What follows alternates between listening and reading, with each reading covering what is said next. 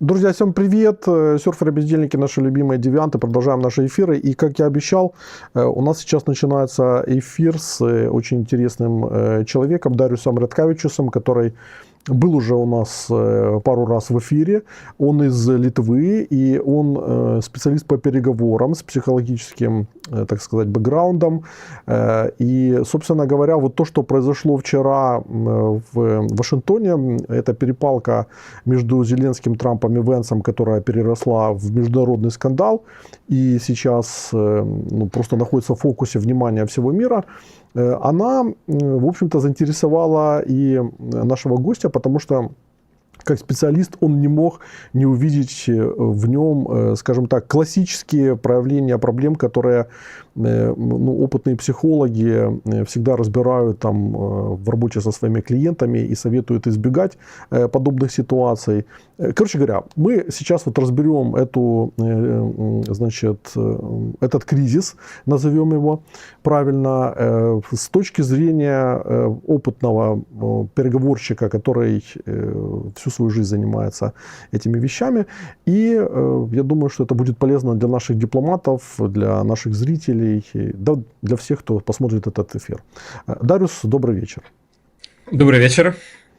Да, и начнем мы с чего? Давайте вот, собственно, начнем с такого вопроса. Как вы считаете, этот конфликт, он был спонтанным или подготовленным? Потому что сейчас один из таких главных дискурсов, вот, который наблюдается вокруг этой ситуации, это гадание вот и в западных СМИ, и в наших, например, того, кто использовал эту ситуацию. То есть Трамп с Венсом системно затянули Зеленского в ловушку, в свою очередь, или Зеленский пришел с готовым решением обрушить переговоры. Или, собственно говоря, это, как часто бывает в истории вообще, просто сработал человеческий фактор, и все пошло, как говорится, не так. Может, я еще коротко расскажу про себя. Я работал в литовском антитеррористическом отряде как переговорщик, как руководитель команды переговорщиков. И мне, как по жизни, досталось, что с такими людьми, как Трамп, мне привелось вести переговоры. Это такое видение для слушателей, чтобы было более понятно. И такое совпадение было, что мы 2 дня сейчас как раз занимались переговорами с международной группой профессионалов, у которых контракты от 300 тысяч до 3 миллионов евро. Каждый заключает не один такой контракт в течение года. И как раз у нас была тема язык тела, что он говорит. И презентации были подготовлены. Для напоминания, это АБЦ переговоров, любых переговоров, и экстремальных, и неэкстремальных. И так как это суперпрофессиональная команда, они решили поиграться, вернуться к таким АБЦ, полным АБЦ для переговоров. Язык тела, что он говорит, как презентовать себя без слов. Другая задача была, как презентовать компанию на языке, которого не понимает клиент, и так далее. И вот после обучения вечером вернулся в комнату, смотрю, это как раз тема, о которой мы говорили, и вот так на меня зацепило. То есть теперь отвечая на ваш вопрос. Конечно, есть 3 версии. Одна версия, например, что это техника рефлективного контроля, которая разработала еще советские ученые для военных целей, и которую очень... Есть такое серьезное подозрение, что Россия давно использует, ведя своих гибридные войны. Хорошо? То есть это техника, с одной стороны. С другой стороны, такую технику сейчас очень сильно использует или пользуются и социальные инженера, которые звонят по телефону и уговаривают людей отдать им деньги. То есть это телефонный разговор, в который применяется похожая техника манипуляции. И, как вы говорили, третье – это то, что Это случилось случайно. Может быть, что оба фактора были. Одна сторона готовилась, как она будет говорить с президентом Зеленским, только у меня такое чувство, что вот команда президента Зеленского этому не готовилась. И Почему, почему? почему вы так думаете? Я думаю, из-за его, как говорится, из-за того, что рассказывать его тело во время этих переговоров. Если мы посмотрим внимательно, мы увидим, что президент Зеленский очень нервничает, он напряженный, он сжатый, он сидит на краешке стула, он не занимает полное такое место на стуле, он не чувствует себя комфортно, и его вся мимика показывала, что он как бы в тупике. И следующее то, что его интервью Fox News после этого было очень похоже, ему даже нужно было подсказывать, что значит одно или другое слово, хотя журналист задавал, по-моему, очень такие ясные вопросы, без никакого такого сложного акцента, чтобы не понять, что он говорит. Мгм.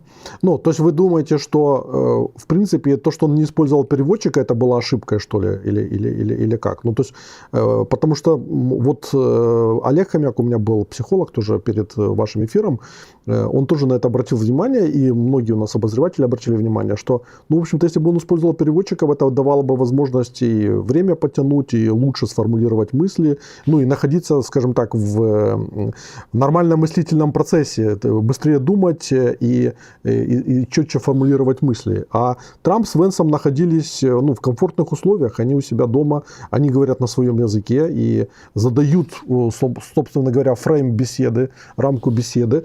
И уже, исходя из этого, они просто доминировали на коммуникативном поле. Ну, давайте, если мы посмотрим, как нам показывали, потому что полные комнаты и расположение было не видно, но ясно было видно, что играет 2 против 1. Угу. То есть второго такого игрока, который мог бы помочь в этих переговорах, у Зеленского не было рядом. Потому что задача второго игрока была бы снять напряжение с вице-президентом, то есть перенять на себя на должность ниже человека и не позволить ему вмешиваться в разговор президентов. Это была бы тактика переговоров. Угу. То есть это нужно было просчитать. Причем команда же Зеленского находилась там. Там был и Сибига, наш министр иностранных дел, и Ермакин, насколько я понимаю, и посла мы видели, Маркарову Оксану.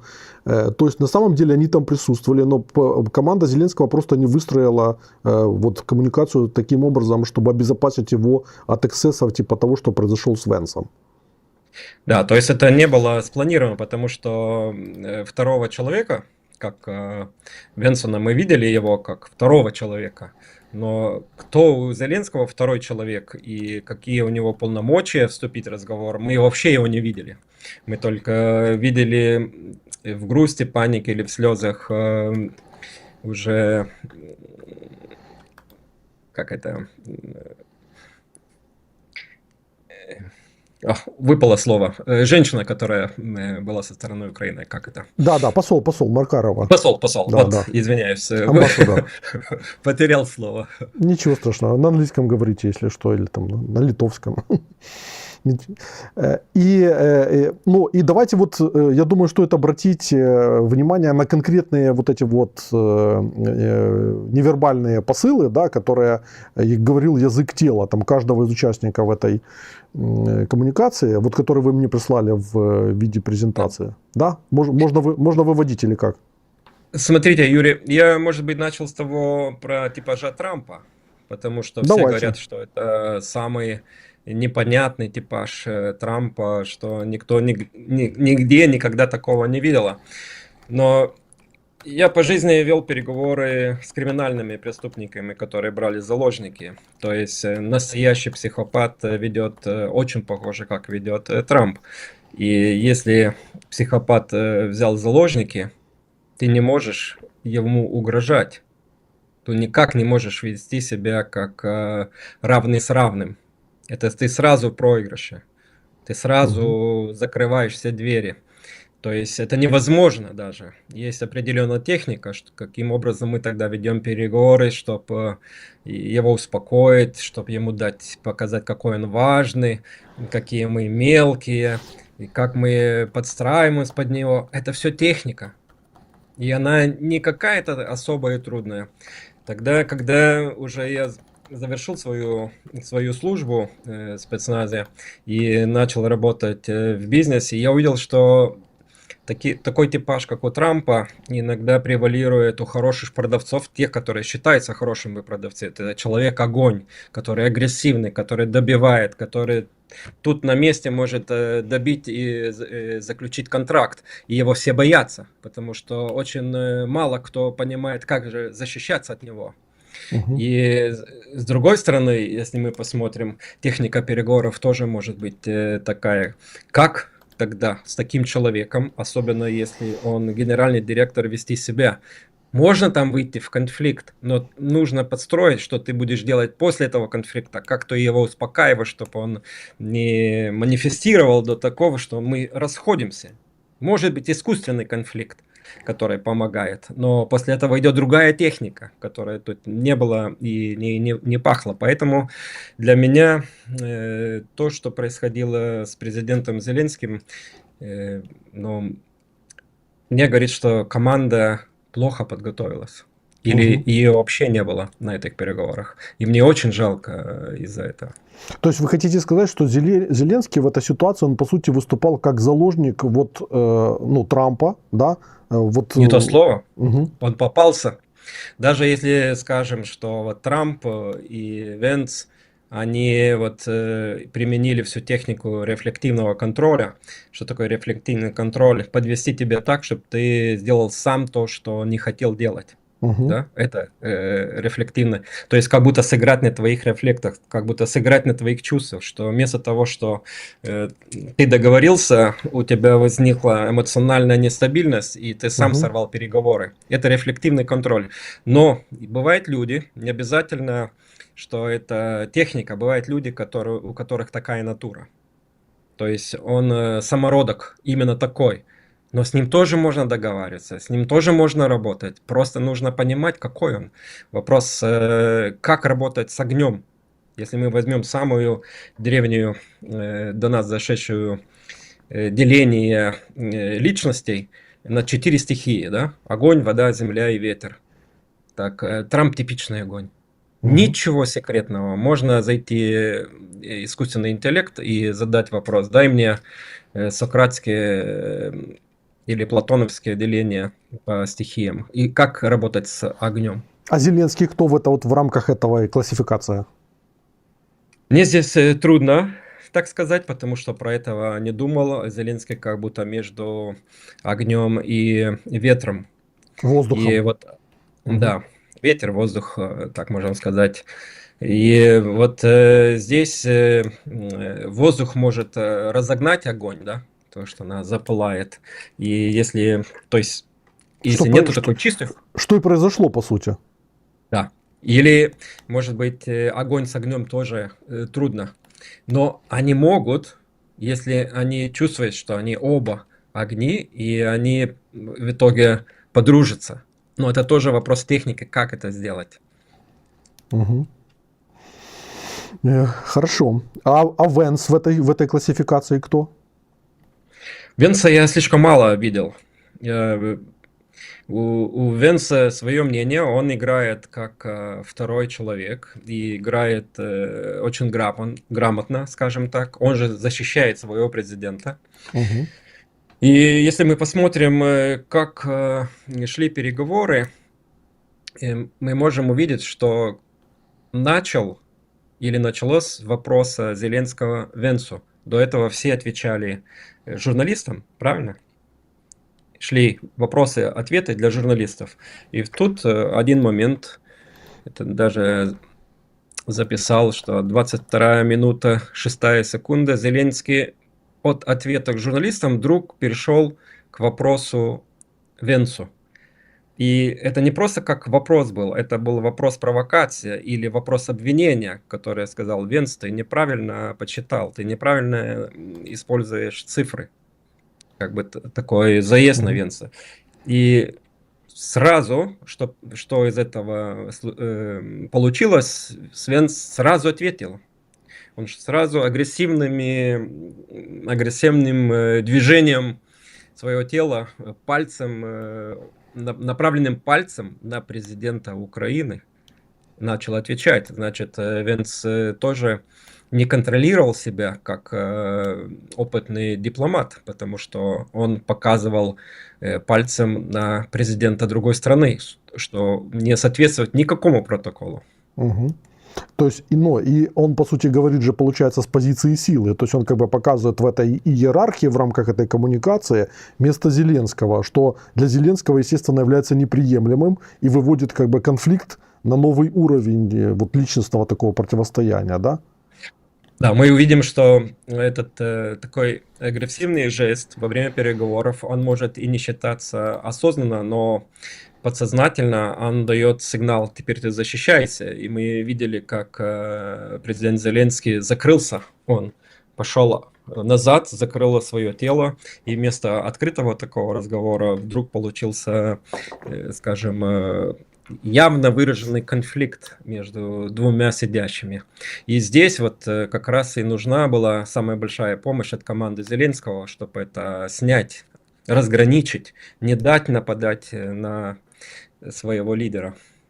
Ну, а смотрите, а Трамп не мог успокоить Венса в этой ситуации, потому что, ну, как бы, он защищал и Венса, кстати, вот там были реплики со стороны Трампа, когда он начал говорить, ну, постой, это вы не можете так, там... Но Трамп говорить. молчал. Он, если посмотрим, там 2 минуты Трамп сидел, Да, и он, как рефери, как да, судья, он да, сидел да, да, посередине и слушал обе стороны. И да. руки у него были, он так сидел и такой как будто задумался, думает, какую сторону поддержать или как этих ребят разделить, чтобы они не дрались. Да? Вот Трамп вообще не был вовлечен в этот момент. Мгм. И если еще посмотрим на разговор Трампа, какую роль он хочет играть, он сказал: я хочу играть роль посредника, да? Мгм. Посредника. И это очень не понравилось нашему президенту, говорю нашему, очень не понравилось, потому что президент хочет иметь партнера, который его защищает.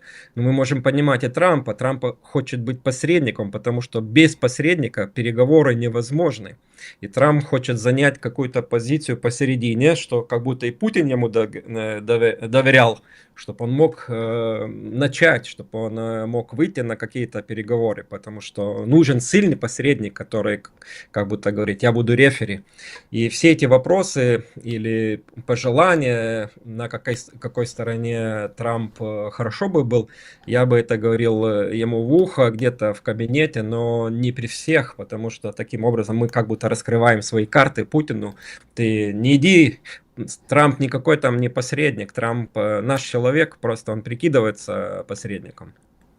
Мгм. Но, по сути, Трамп же, как бы, он же играл, как бы, исходя из того, что он над этой ситуацией, и что украинская ситуация является частью его, ну, собственно говоря, его игры, которая более масштабна, и в которой Украина занимает, ну, там, одной из мест, одним из сюжетов является.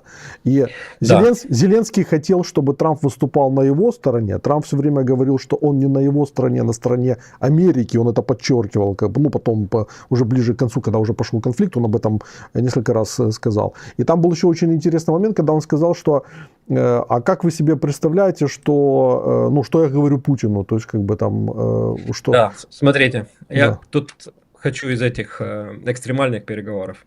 Я выступаю как посредник в глазах преступника. Угу. Я его друг. Угу. Но на чьей я стороне? Угу. Но преступник думает, что у него есть надежда, что я на его стороне. Угу.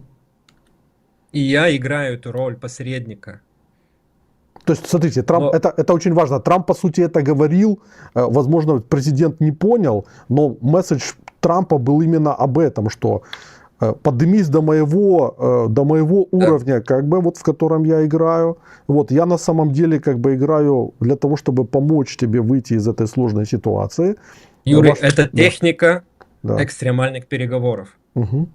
У нас нет другого посредника, как официального представителя. Мгм. Нет другого посредника. Мы же не зовем из улицы какого-то человека, когда нужно решать проблемы с заложниками, Конечно. криминальными. Если там идут уже политические или террористические акты, чуть-чуть труднее. Но все равно посредник, он в чьей-то стороне. Нет посредника ни на чьей стороне. Мгм. Ну, и по сути, ну, и причем, заметим, это же как бы проявлялось не только в ходе этих переговоров, но Трамп давно уже вышел в такую позицию, то есть он в коммуникации публичной, которая там, ну, все время идет с его стороны, он, в общем-то, как бы неоднократно это говорил, подобного рода вещи. И поэтому получается, что команда президента Зеленского, она, ну, в общем-то, как бы не вытащила его на уровень этой позиции Трампа. Они не обыграли этого Да, сценария. да. Трамп заявляет официально про свой сценарий. Угу. Скрипт написан. Да, Он говорит это, да, но его не слышат. да. Не хотят слушать и не хотят подыграть. Угу. Тут же вопрос, как подыграть Трампу, Да. чтобы он и свой эго как бы применил и шаг какой-то в сторону переговоров сделал. Но в каких переговорах? В чей пользу? Вот где главный вопрос. Но это не вопрос для публики, для обсуждения. Конечно. А тут получается, что Зеленский, он пытался в ходе вот этих краткосрочных, ну, по большому счету, это краткосрочные переговоры, потому что они же не часами длятся, там, да, вот, если бы они там 5 часов, 6 часов, там, 10 часов длились, как это было там неоднократно там, в истории, там, то здесь они были краткосрочные, относительно краткосрочные, но тот факт, что он с собой привез фотографии вот этих вот истощенных бойцов украинской армии, там, да, и применял аргументы, которые были направлены, по сути, на то, чтобы переубедить Трампа в том, что его позиция неправильная, и это была ключевая ошибка, потому что, ну, у Трампа была сформированная позиция, правильно? Вот. Он пришел с сформированной позицией, в которой роль Зеленского была, ну, так, как он там ее видел.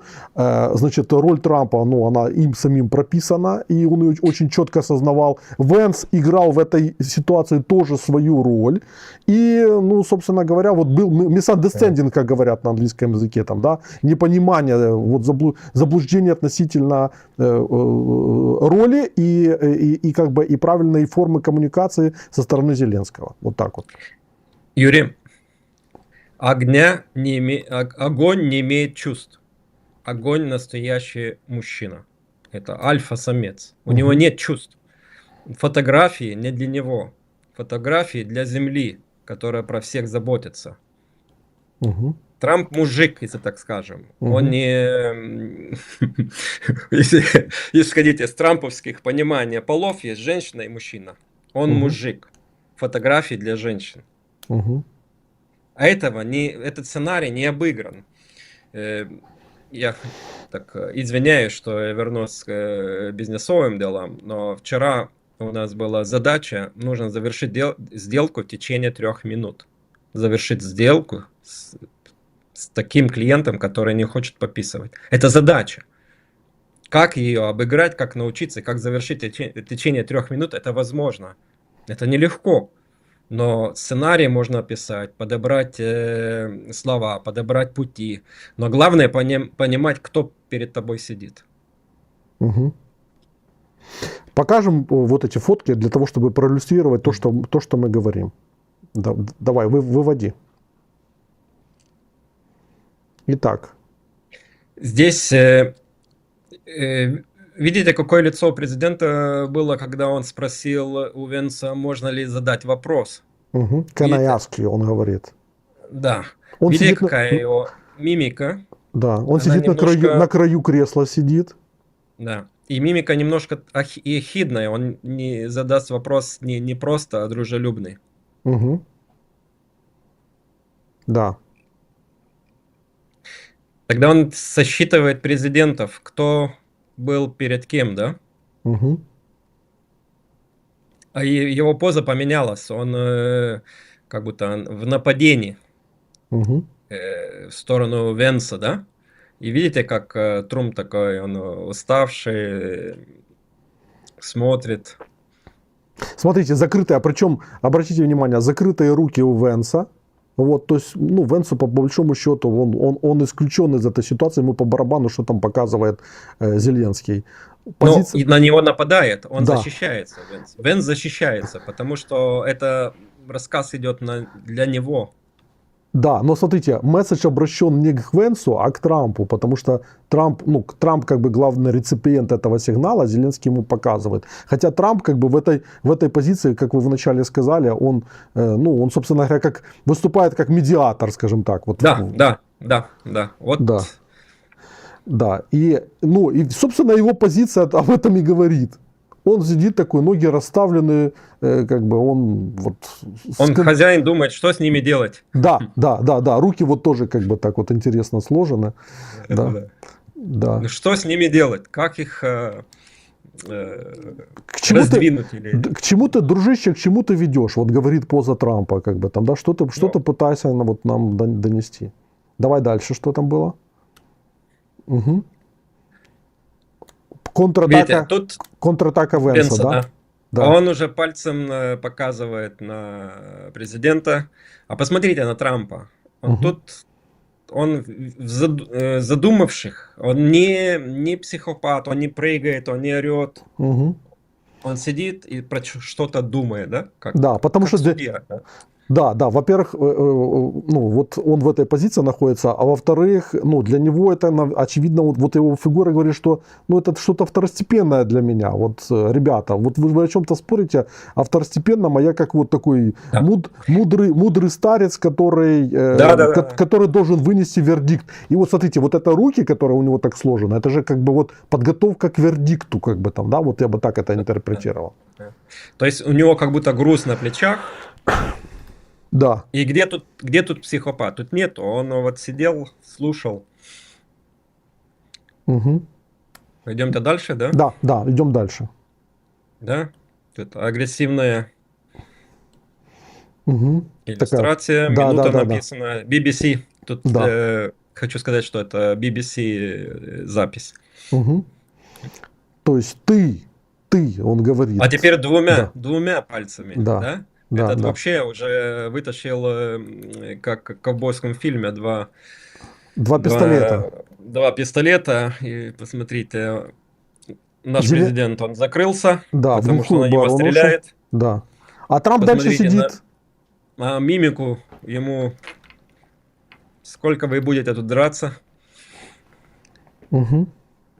Да. И Трамп продолжает вот сидеть в той позиции человека, который вот смотрит на эту перепалку как на что-то, на что-то, что в принципе его обходит. Как второстепенное, как ненужное. Да.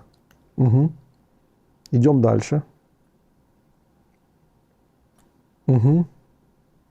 Да, тут все понятно. Я не хочу дискутировать про это, не хочу слушать этого. Это все понятно. Это одна из поз, которых во всех переговорах учат не применять никогда. Да, нужно избегать, потому что ты показываешь, что ты в слабой позиции. Все, что ты закрылся, и тебя можно сосчитать на этом.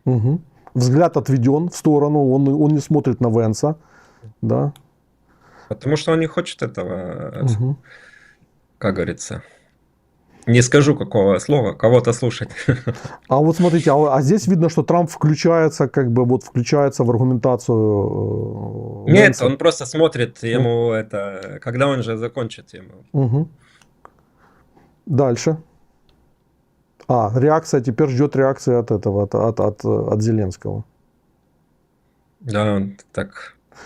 И смотрите, Венс закрылся сразу, то есть вот он сказал, да, и закрылся, опять руки как бы в этом. Он... Все трое, видите, то есть только президент Трамп, он дальше размышляет, а наши Да, что Пенс и делать? наш президент, Да, они закрылись, и как будто патовая ситуация да, такая. то есть, смотрите, на Трампа на самом деле вот те идут заявления, которые идут из Белого дома, там анонимно от этих функционеров администрации Трампа, они говорят о том, что Трамп хотел сделку, ну, вот, подписать публично эту сделку. То есть для него это было, ну, как бы такой Очень важно. да, очень важный ход. А тут, по ходу, вот эта перепалка, видно, вот, что здесь включение Трампа, оно связано с осмыслением вообще всей этой ситуации. Он понимает, что ситуация выходит из-под контроля, по ходу. Вот, мне кажется, вот это вот взгляд на Зеленского, он смотрел на Венса, на Зеленского, он начинает соображать, собственно говоря, как это разруливать, и можно ли разрулить вообще. Да? Тут еще он думает, да? И вот следующее, если Да. посмотрим. О, да. Вот, и теперь наш президент вдруг сказал триггер, слово триггер, Угу, которого не любят настоящие мужчины, это угу, чувство. угу, И еще что он сказал? Который ты почувствуешь. Ты. угу. You feel. It Ну, in the future, ладно, да. вы почувствуете, да? Да. А что не любят мужчины? Ну, когда им указывают. Не только как чувств не любят. Да, да, да. И вот это чувство, это триггер. Да. И что он тогда сказал? Дальше весь разговор пошел про чувства. Угу. Ничего другого. Это как будто эмоциональный вулкан раскрылся. Да, то есть он запустил, он стал триггером. Никогда в таких переговорах нельзя говорить, что другая сторона чувствует. Угу. Это ты чувствуешь страх, все. Угу. Ты чувствуешь безнадежность. Как ты только скажешь, что другая сторона чувствует, она сразу будет против тебя. Сразу. Угу. Ты меня любишь. Насколько это помогает любви?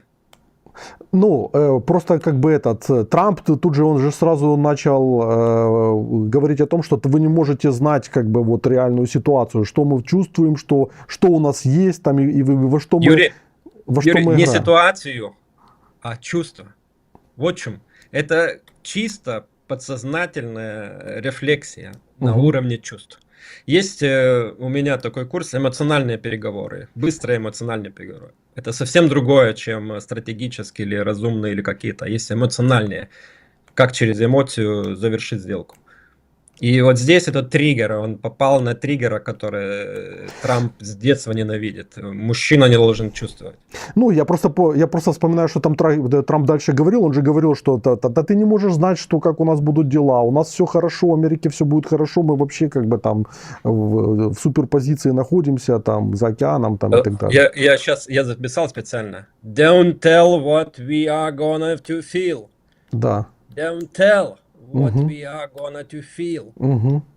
И он сказал сколько раз? 5 раз. Да, да, 5 да, раз. да.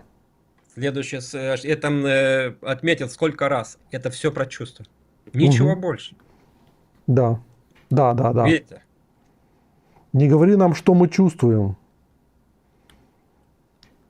Это первый раз. Потом следующее, опять, если вот следующий слайд, Мгм. you are not in position to dictate. Да, да.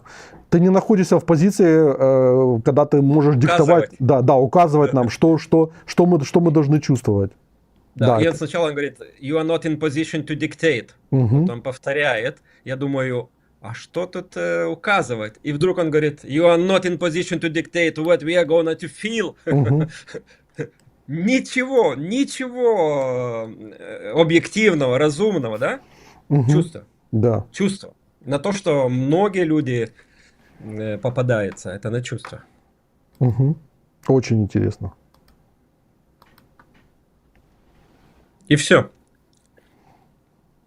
И дальше просто разрушилась коммуникация как таковая. Да, дальше вот у Трампа палец. Это очень важно,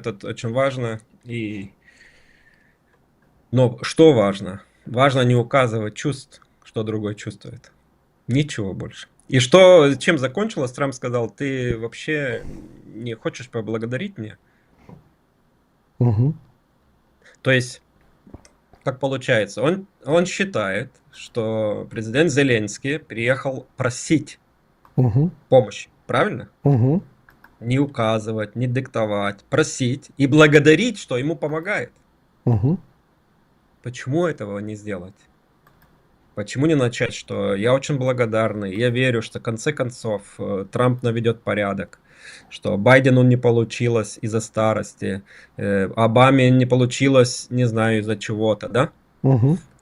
Трамп помогал Украине, когда он там был, правильно? Он же помог. Потом его не избрали.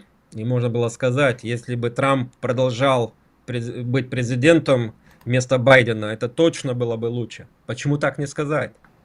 Почему Мгм. не погладить его по его эго? Да, да. Более того, Трамп давал, ну, он давал сигналы Зеленскому, ну, Он вот, сказал, так ты да, да, меня, как это, скажешь спасибо мне или нет? да, да, да, да, да. Он все время, потому что это огонь, это эго. Его Мгм. надо гладить, хвалить, если хочешь Мгм. что-то от него получить. Да. Ты можешь стать его лучшим другом, но сначала похвали. Я здесь хочу, кстати, обратить внимание на то, как Путин играл вот за недели-полторы до этих переговоров. Помните его заявление, когда он сказал, что про европейских политиков они все мелкие, они недостойные, и они прибегут лизать руку к своему хозяину, да? Ну, то есть он как раз он обыгрывал вот именно то, что вы говорите. То есть он подчеркивает статус Трампа, он подчеркивает его положение хозяина, вот. И ну, вот он как раз вот рефлективное вот это управление в чистом виде, о котором вы говорите. Потому то, что Путин, он обученный. Угу. Его же учили, как агентов ловить, как манипулировать людьми. Это свойство не теряется, а со временем только мудрости больше добавляется. То есть. И опять, если мы говорим про то, что, как некоторые говорят, что это все подстроено, так посмотрите описание рефлективного контроля. Что за техника? Угу. Дариуш, Только вопрос, с какой стороны это? Дариус, тут уже я уже зрители даже начали писать после того, как узнали, что у вас есть курсы, спросили, а как попасть к вам на навчание? Вот Алиса спрашивает. Напишите мне, я выложу у себя в телеграм-канале там или на этом, на фейсбуке, и просто чтобы люди там имели ссылку какую-то, я не знаю, как это у вас происходит, и выходили на вас. Я думаю, это Я интересно. больше работаю с компаниями, у меня таких открытых не делаю. Угу. Ну, Потому что всегда это tailor-made, то есть под запрос. угу. Ну, я думаю, что дадите ссылку, может кто-то из компании подойдет как бы к вам. Я думаю, это интересно. Да некуда ко мне посылать, некуда давать ссылку. Да, я дам ссылку меня уже спрашивают Контакт. ссылку на соцсети гостя, я дам, все дам в описании к эфиру и в телеге дам. Да, в соцсетях у меня красивые фотографии. Да. Вот. Ну, очень круто. Мне реально очень понравилась эта беседа. Я думаю, что это крайне полезно. Спасибо. Наверное, мы все переживаем чтобы каким-то образом эта война бы, ну не каким образом, но чтобы она решилась и надолго. Да. А тут еще спрашивают, скажите, пожалуйста, какую-то литературу, учебники по конфликтологии в этом контексте, там, да? Что посоветуете? Я посоветую посмотреть фильм с Ал Пачино «Собачий Dog Day», «Собачий день». Угу. И там как раз Ал Пачино играет такого, как говорится, хорошего преступника, и рядом такой тихий парень, как будто плохой преступник. Но вот это, по моему мнению, один из лучших фильмов, потому что там работали супер хорошие консультанты, когда его строили. Вот в том, что в фильме показывает, там и супер психология, и супер то, что происходит в реальности. Очень мало выдумки. Угу. Отлично. «Собачий Хорошо. день», по-моему, так. Угу. «Хвост виляет собакой», может быть, нет? Нет. Нет? С Ал Пачино. Вот, потому что ну ладно, хорошо. Э, Хорошо. Вам пишут крутой гость и специалисты, действительно высокопрофессиональный эфир, хоть он у нас такой лаконичный посмотрел, ну, получился. Я нашел. Извиняюсь. Dog Day Afternoon. Ага. Был Ал Пачино еще молодой. Угу. И там, если смотреть будете в субтитрах, 75-го года, увидите, что там лучшие консультанты FBI консультировали. Все, что показано, так и есть. Угу. Мало там выдумки. Ну, в реальной жизни не нужна выдумка, она настолько сама разнообразная, что... Да. Собачий полдень называется, вот перевод у нас как бы Dog Day Afternoon. Собачий полдень в переводе, вот так вот оно. Хорошо. Ну, тут задают вопрос, так все-таки Зеленский хорошо сыграл или плохо? Плохо, в том-то и дело, что плохо. Я думаю, он проиграл. Да. То есть, смотрите, теперь будет две стороны. Конечно, одна сторона будет хвалить президента, потому что его любит, или с ним связана надежда, и так легче, потому что в кого-то надо верить или искать. Но если разуверить, тогда а что делать?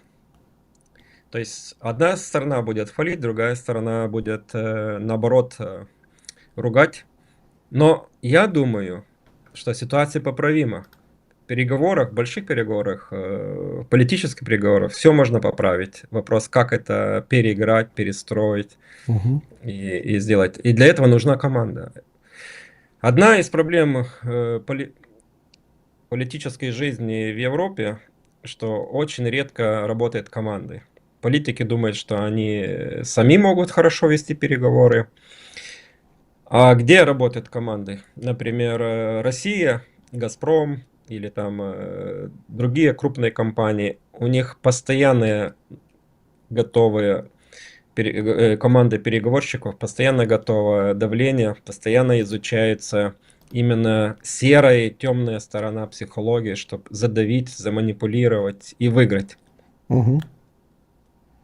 А, кстати, как вы вообще вот охарактеризовали, я думаю, что нам стоит продлить, вот еще немного поговорить, если у вас есть время, что почему Европа вот так отреагировала на этот конфликт между Зеленским и Трампом? Потому что мы видим, что европейские политики, вот они публично там выражают поддержку Зеленскому, Украине, там А что делать? много А что всяких слов. делать? Да. Ну, смотрите, мы все теперь... Украина – это наш щит. Да? То есть вся Европа понимает, что Украина – это щит. Балтийские страны вообще растерянности, а что же будет, их и так достаточно. Тут полно напряжения и страхов, что Прибалтика тут, как русские говорят, тут только закрыт один коридор, и мы в мешке. Да, И Сувалковский. вопрос, а придет кто-то помогать? Ну, кто-то придет? Или будет, как всегда, это маленькие страны, ладно, будем вести переговоры, зачем воевать? Угу. Это мы прошли в 50-м году, пока литовцы сидели в лесах до 61-го года. Американцы говорили, что что в следующем году точно уже высадится десант. И так до последнего парня в лесу. Никто не высадился. И теперь вопрос, а точно ли НАТО пятую статью включит? Это мы, которые в этом регионе. А если посмотрим на других, Румынию, Польшу, все, кто были в этом соцлагере, у всех страхи. Угу. И тогда большая растерянность, а что делать?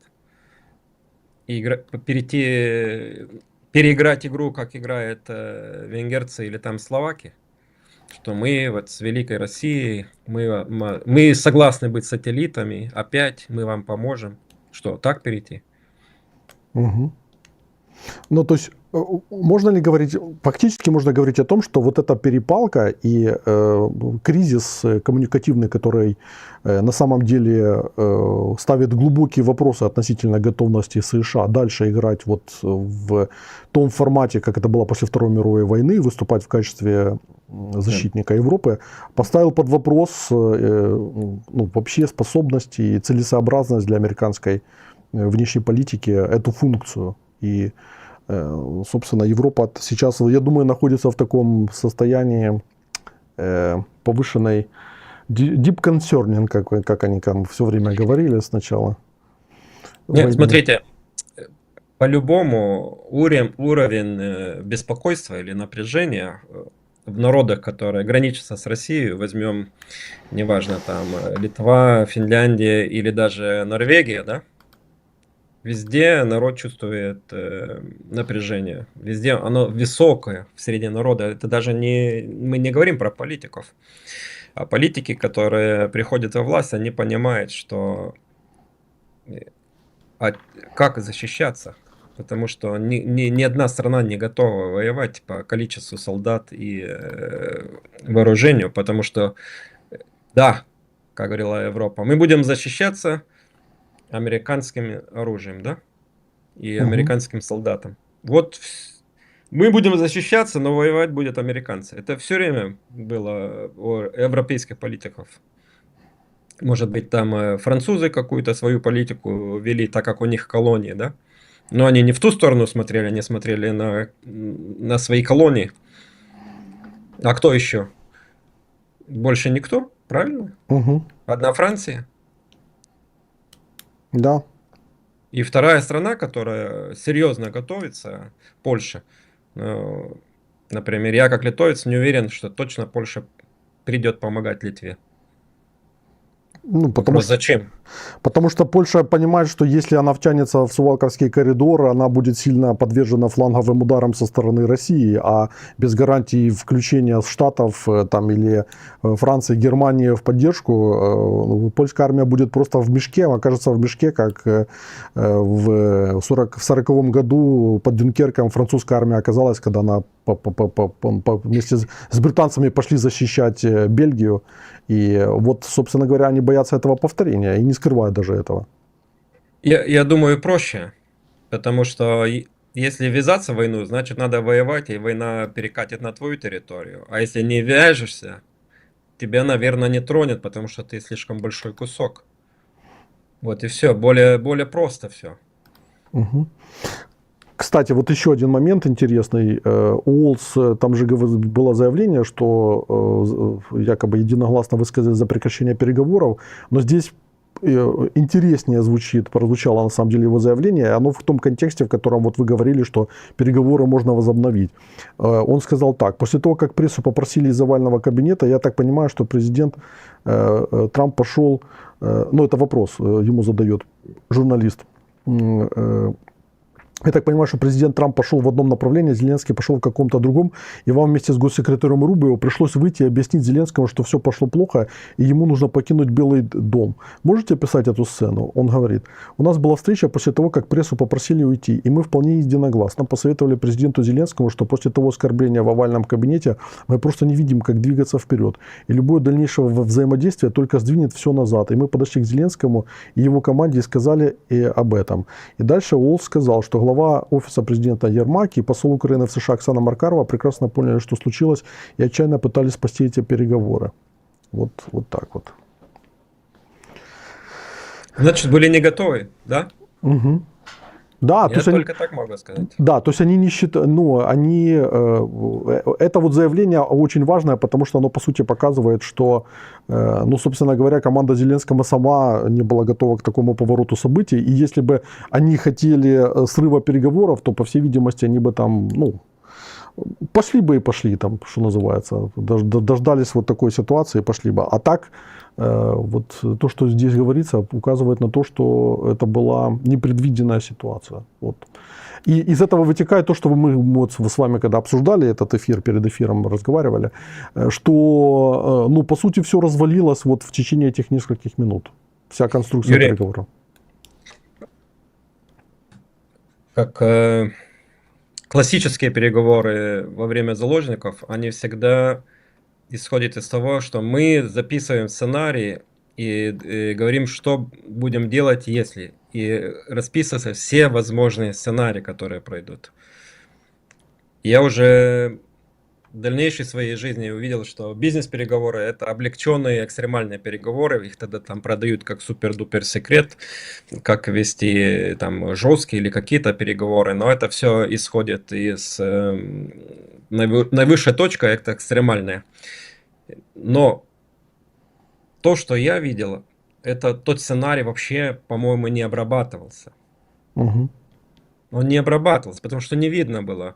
Во время переговоров я не один раз применял эту технику, когда у нас ждали трудные переговоры, что мы специально идем в конфликт, но мы знаем, что после конфликта делать. Мгм. Сразу. Это техника. Ты можешь специально делать конфликт, договоришься с командой, кто конфликтует и как другие гасят этот конфликт, чтобы он не разгорелся.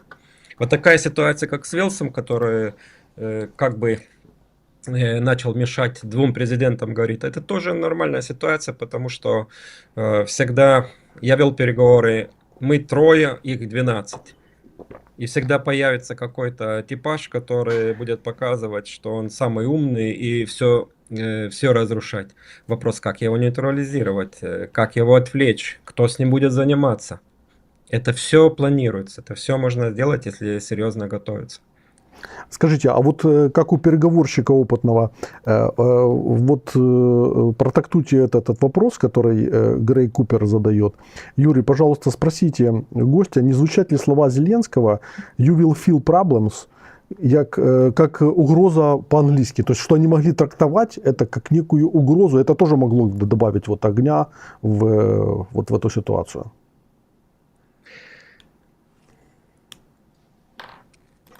Там не было слова problems. Не-не-не, you will feel, это все правильно. Они говорили you will feel, а problems это уже как бы в кавычках, в скобках. Да. Но это, видите, если... Что могло трактоваться, как у вас будут проблемы, там, да? Вы почувствуете проблемы. То есть мы можем с вами точно согласиться, что это прозвучало как подсознательная угроза. Угу, да. Угроза. Да. Вот у тебя будет это, я тебе говорю. Вот. Я знаю нечто, что вы не знаете, а они в свою очередь... Не обязательно. Да. Не обязательно. Это потому что слово есть ты, то есть you, да, это указ на тебя, что у тебя это будет, ты почувствуешь. Все это хватает. Это угроза, подсознательная угроза любому человеку, которому так скажешь. Кстати, здесь еще один очень интересный момент. Один из зрителей указывает вот мне, что команда Зеленского, Зеленский шли на импровизации, и нужно помнить, что они же в импровизации играли в КВН. Да? Помним бэкграунд Зеленского и его команды. И что там были такие вот конкурсы, когда через импровизацию можно было набрать дополнительные баллы. И вот это тот случай, когда это сыграло аж злую шутку с президентом, потому что то, что вы говорите, ну, в принципе, любой нормальный специалист говорит, это, ну, здесь нет в большой политике такого масштаба, не может быть, в принципе, место импровизация. Точнее говоря, может быть, но за импровизация должен быть базис возможных сценариев, которые ты можешь разыгрывать в случае, если импровизация не срабатывает. Мне чуть-чуть другое впечатление, что президент Зеленский, он живет под очень большим стрессом, а очень большой стресс убирает импровизацию. Это с одной стороны. С другой стороны, очень большой стресс, или то, что он несет на своих плечах, по-любому, любит его, не любит, у него реально на плечах очень большой груз и стресс. И этот стресс человека начинает закрывать его же коробку. Угу. И чем он больше закрывается, тем меньше у него друзей. Чем меньше у него друзей, тем меньше советников. Чем меньше советников, тем меньше командной игры. Чем меньше командной игры, тем меньше импровизации. Потому что импровизацию уже стресс закрывает. Она не получается в стрессе. Угу. И то, что он переспрашивал, что там говорит, что за слово, переведите мне. хотя это довольно ярко, нормально выраженные и несложные слова были. Это только показывает, что настолько напряженная внутренняя внутри. Это только можно посочувствовать, Мгм. но тут точно нужна команда, которая знает свою работу, а не небольшой круг тех же самых друзей, как будто. Мгм.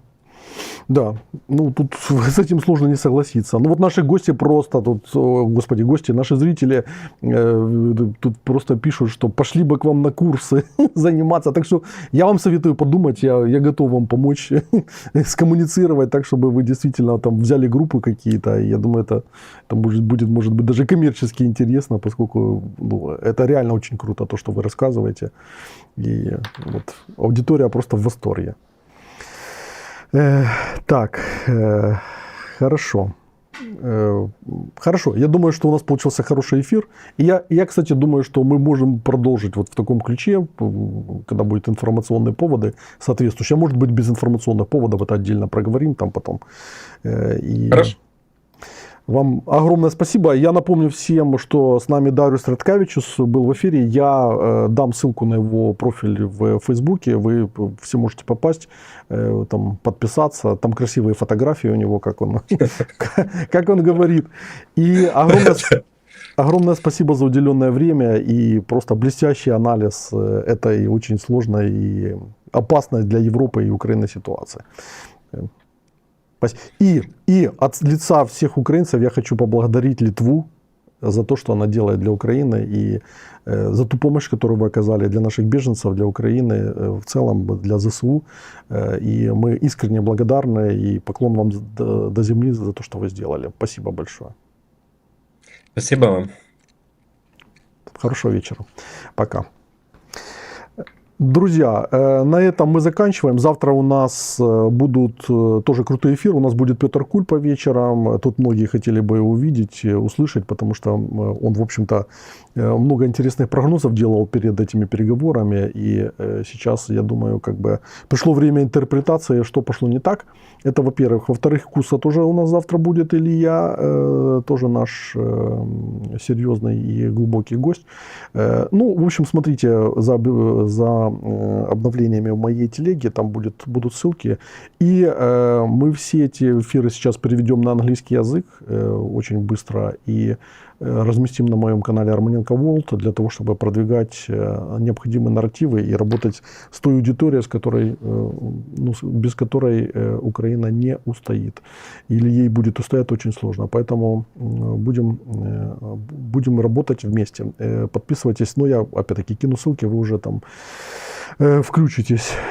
Спасибо всем, кто смотрел. И традиционно напоминаю, что мы до 5 марта уже закрываем наши платежи по студии. Поэтому те, кто нас традиционно поддерживает, милости просим. Кто не поддерживал, включайтесь в поддержку. В описании к эфиру ссылки на все системы. Patreon, подписка на YouTube, карточки, там, PayPal и все остальное. В общем, милости просим к нашему шалашу. Всем хорошего вечера, не падайте духом, будет, я думаю, что в ближайшие недели и месяцы будет очень интересно и увлекательно для нас всех участвовать на переднем крае, в первых рядах в этом большом глобальном кризисе, который продолжает дальше разворачиваться. Так что держитесь, обнимаю, целую, пока.